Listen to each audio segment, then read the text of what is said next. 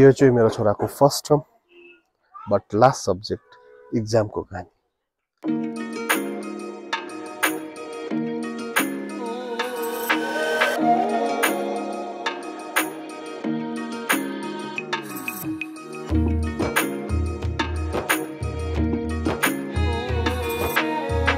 तुलसनाको बाटो 30 minute max to max, but जहिले पनि मैले नानीलाई 1 घण्टा अगाडि नै निकाल्नुपर्छ। त्यो किन निकाल्नुपर्छ भिडियो हेर्नुहोस्, चाल पाल्नुहुन्छ। हुँदैन हुँदैन हुँदैन हुँदैन ताके बाबा अब सरम भयो बोकी मागेको मैले यत्रो ठुलो भएर। म त रिसाउनु हुन्छ त एक्जामको लास्ट आज सही बस्छ होइन, रिस उठाइ बस्छ कहिले महिना छोरा जहिले मतलब जहिले पनि कहिले मतलब यसको चाहिँ जहिले पनि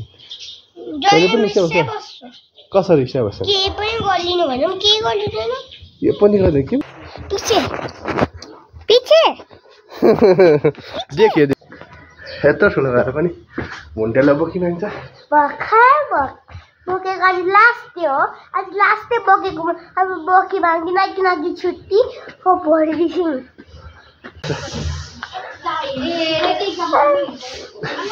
मन्दिर आयो अब त भाइ 2 मिनेटमै 2 मिनेटमै हात पार्यो भने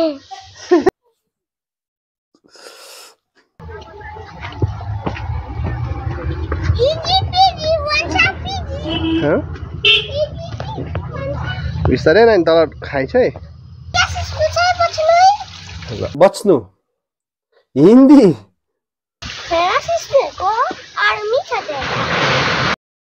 यहाँसम्म आइसकेको थिएँ म पनि नानी र भिडियो बनाउनुको धुनमा एउटा कुरा त बिर्सु पठाएँ। यहाँसम्म ठिकै थियो भरे राम्रोसँग हेरेको त आइडेन्टिटी कार्ड नै कता झरेछ। सो आफ्टर द्याट म के गरौँ भनेर सोचेँ कि होइन identity card is most priority, भिडियोलाई गएर अहिले side identity card is important भनेर मैले तल गएर खोज्दा तपाईँको तल झन्डै मेरो 10-15 मिनट जस्तो लाग्यो। तल गएँ घरको त्यहाँसम्म आएँ भेटिनँ, त्यहाँदेखिको चाहिँ मैले त्यहाँ माथि रहेछ अलिकति झोडाको त्यहाँ झरेको रहेछ ढिलो भइगयो। अन्त मैले जाँदाखेरिको चाहिँ यहीँसम्म मात्रै भिडियो बनाएँ।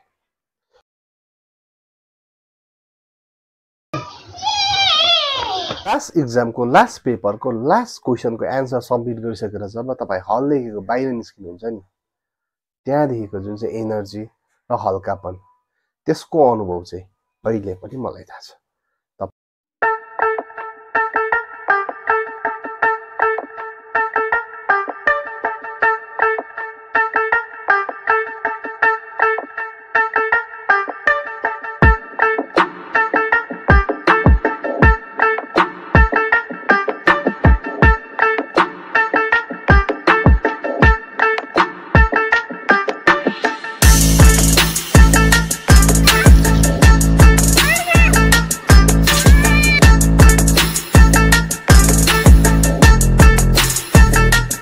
अब हेर्नुहोस् नानीको एक्सप्रेसन कस्तो छ।